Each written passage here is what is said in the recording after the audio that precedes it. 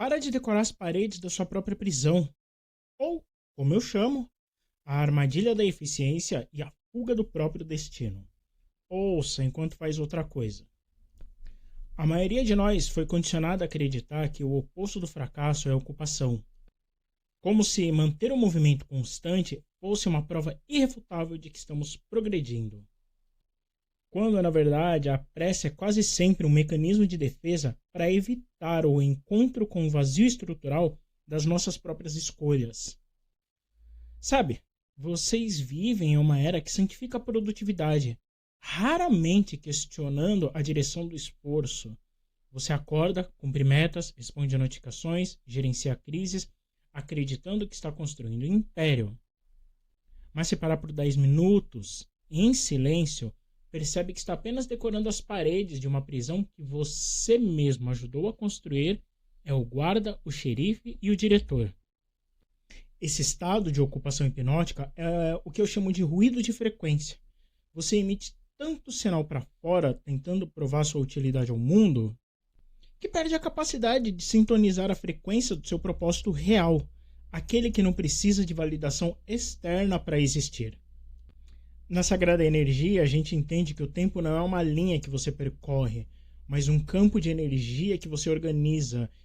Mas se você gasta toda a sua energia reagindo aos estímulos do mercado, você se torna um processador de demandas alheias em vez de um arquiteto da própria realidade.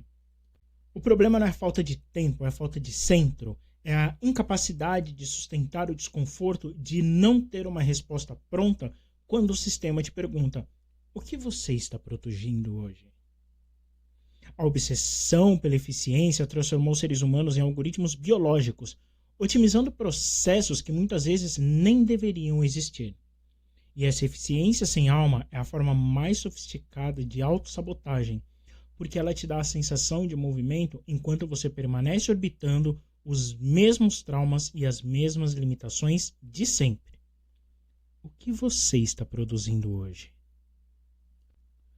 Nós somos ensinados a temer o ócio, o silêncio, porque é neles que as mentiras que contamos a nós mesmos perdem a força. É no silêncio que você percebe que aquela promoção que você tanto persegue é apenas um prêmio de consolação por ter abandonado seus projetos mais autênticos. O refinamento de consciência exige o domínio da pausa, a capacidade de retirar a percepção do fluxo automático para observar onde os padrões estão se repetindo. Porque você não pode mudar um sistema enquanto está sendo consumido por ele. Toda vez que você diz que não tem tempo para o seu aprimoramento pessoal ou para o seu refinamento intelectual, você está apenas admitindo que a sua vida é propriedade de terceiros e que você aceitou o papel de operário em uma construção que não leva o seu nome. Mas que você vai pagar o IPTU, sem ter a chave e nem mesmo uma kitnet ali no canto. O que diferencia alguém em maestria pessoal de um sobrevivente é a coragem de ser ineficiente para o sistema para ser eficaz para o próprio propósito. Isso significa que você precisa aprender a filtrar o que é essencial do que é apenas urgente, entendendo que a urgência é quase sempre o sintoma de um desplanejamento alheio que tentam transferir para você. Aí, quando você começa a organizar sua consciência ao redor do que é inevitável, aquilo que você não consegue deixar de ser, mesmo que ninguém te pague por isso, a realidade começa a se dobrar. Não por esforço muscular, mas por alinhamento de intenção. Verdadeira vontade, virtude maior. O esforço descoordenado gera resistência, o movimento alinhado gera fluxo. E o fluxo só acontece quando você para de fingir que a sua exaustão é um troféu de honra. Parabéns pelo primeiro lugar. A grande subversão da nossa geração não será a tecnologia que criamos, mas a nossa capacidade de retomar o controle sobre a nossa atenção, que é a moeda mais valiosa do multiverso.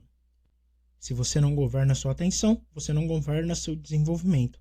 E se você não governa o seu desenvolvimento, você é apenas massa de manobra para paradigmas que lucram com a sua confusão. É necessário entender que a sua vida não é um problema a ser resolvido, mas uma frequência a ser sintonizada. E essa sintonia exige que você abra mão da necessidade de parecer ocupado para começar a ser, de fato, poderoso. O mundo não precisa de mais pessoas eficientes em tarefas irrelevantes.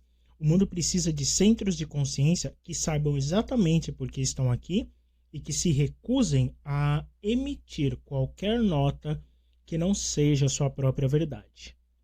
Porque no momento em que você estabiliza a sua percepção e para de reagir, você deixa de ser uma peça no tabuleiro e passa a ser quem define as regras do jogo. A inevitabilidade do seu sucesso não depende de quantas horas você trabalha, mas de quanta verdade você consegue sustentar em cada hora que vive. Lembra comigo, magia é propósito, propósito é poder, você pode muito mais do que imagina.